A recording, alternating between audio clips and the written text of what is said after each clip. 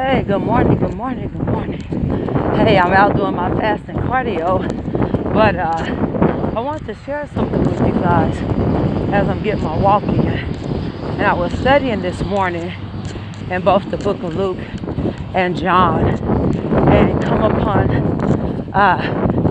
the name Thomas Didymus, or Didymus Thomas, which we all understand and know or we've heard means twin. It's funny that his name Thomas literally was the Hebrew or the Aramaic rendering of twin, and Didymus was the Greek rendering of twin.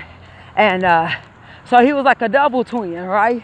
And there are some thoughts on what that means, different things that people have speculated and theorized, and I'm not going to get into all that.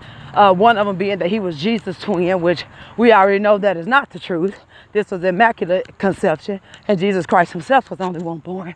But something powerful I want you to hear today, that your doubter will become your declarer. I say your doubter will become your declarer. The very ones who have been doubting you will begin to declare exactly who you are in Christ and just who you are in the world. When I was looking and reading in the scriptures, there was a time when Lazarus died and Mary and Martha got a message to Jesus that, hey, the one you love died, and Jesus waited a couple of days before he went. And he shared with the disciples that I have to go back, to the apostles, I have to go back. And they're like, man, why are we going to go to Judea? Like, you know they after you. You know they want to kill you. You know what happened last time we went there. You know if we go, what's going to happen? And so Thomas declares, let's go with them and die with them, right? That could have been pessimistic. It could have been bold. It could have been whatever. But they go on with Jesus. Later, he begins to ask Jesus, when Jesus said that I'm going to go away, Thomas is like, well, we don't know where you're going, and how can we know the way? And then we find Thomas again, after he was one that after Jesus resurrected, Thomas was one that Jesus showed himself to. But listen to this. So here's the story. Jesus resurrected. He goes, meets the disciples. Thomas wasn't there at the time. Thomas comes at a later date, and the people began to tell him, listen, Jesus came here, he appeared, he rose just like he said he would, he's here in the flesh. And Thomas was like, nope, I ain't gonna believe it unless I see it. I'm gonna say it again. He said, I ain't gonna believe it unless I see it. I got to put my hands where they nailed him. I got to stick my hands in his side. Because if I don't get that evidence, if I don't see the proof, I ain't believing nothing. And so, of course, we understand and we know that Jesus makes an appearance again.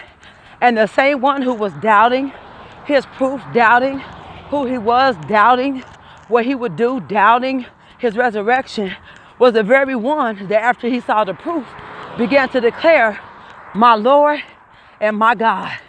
My Lord and my God. Now, this was something that Jesus had always been telling them and alluding to all along the way, but they had not yet got it. But something happened when they saw the proof. And so I want to tell somebody today, that it doesn't matter if you got a doubting Thomas in your life, you keep doing and keep going the way God has declared for you to go and to do, because the proof will be in the pudding.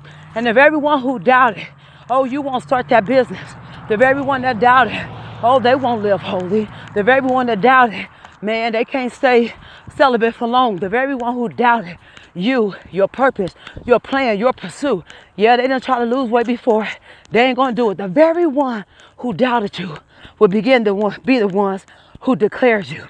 Something very interesting happened in my life before, where I was met with men who did not believe in women preachers. And I literally went somewhere one time, and there was a guy in the audience, and arms was crossed, and the whole while I'm preaching, his arms was crossed. But then his arms kind of come down a little bit. But then God began to move in miracle signs and wonders. By the time the service is over, and I call it altar call, the same man come running up, and he comes screaming, I didn't believe in women preachers. I didn't believe in women preachers. But after I saw the way the Lord used you and the way the glory hit this house, he said, I've never been touched like that. Not even by a man preacher. He said, I know that God can use women. Let me tell you something. You don't have to prove nothing to nobody. Just be. You don't have to prove anything to anybody.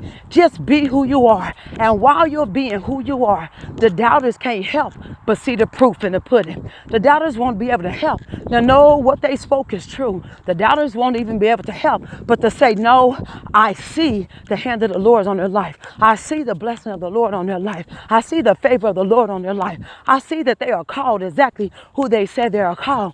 Literally, I've had experience where preachers who don't believe in women preachers have asked me, will you be my covering?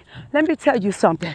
You don't have to go prove nothing. And this is not to brag. This is not to do any of that. But what this is to tell you that no matter how people doubt, no matter what they believe, it's something about proof. It's something about evidence. And so you keep on doing what you do, not that you're trying to prove to men, but the proof will be in your actions. The proof will be in what you're doing. So let Thomas Didymus, let the one that may be haughty in two opinions against you. Let the one that may not, one moment they with you, one moment they not. Let them talk.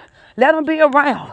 Let them think you're going to die. Let them think your purpose is going to die. Let them think your pursuit is going to die. Let them think your ministry is going to die. They can think whatever they want to think. That has nothing to do with what you will produce. And so I just want to encourage somebody on today, as you get up this morning, and you may have had some doubters on yesterday. You may have had some doubts in your own mind. But I say let the proof be in the pudding. Silence the doubter in your own head, but also silence the doubters that may be around you. Okay, get up and do what God has called you to do. Get up and do what God has said for you to do. Get up and do what God has purposed for you to do, whether that's ministry, preaching, whether that's starting a business, whether that's pressing harder into your business, whether that's designing your own clothes, writing a book, whether that's writing a movie, whether it's moving to another state. And people say, oh, you'll be back. And you know the hand of the Lord was on that thing. Silence them. Because after a while, your doubters will become your declarers.